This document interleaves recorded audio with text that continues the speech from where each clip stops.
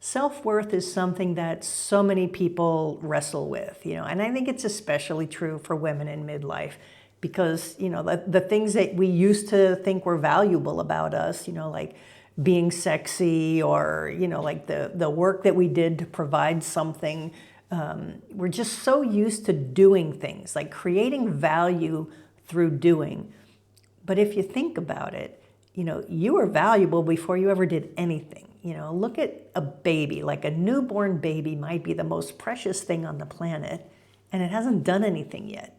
But it's so valuable, right? So if we're going to look at self-worth in terms of what is that before you have to do anything, the next thing that I think of is the emotional currency of buying worth for ourselves, and I remember there was a time I went to live in my aunt and uncle's house in Colorado just because I wanted to be there.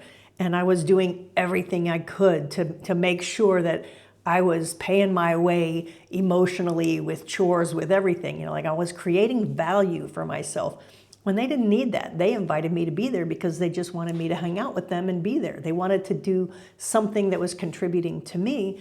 And I was in my youth and stuff, I didn't understand that I was valuable enough without any of that doing.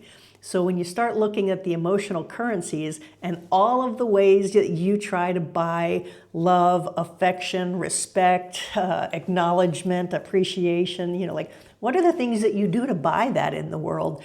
Because chances are you're attaching that to your self-worth. And whether or not someone else endorses your self-worth, you still have value.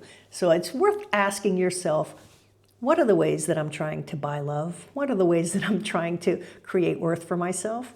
And when you look at that, you're going to find a new level of self-awareness.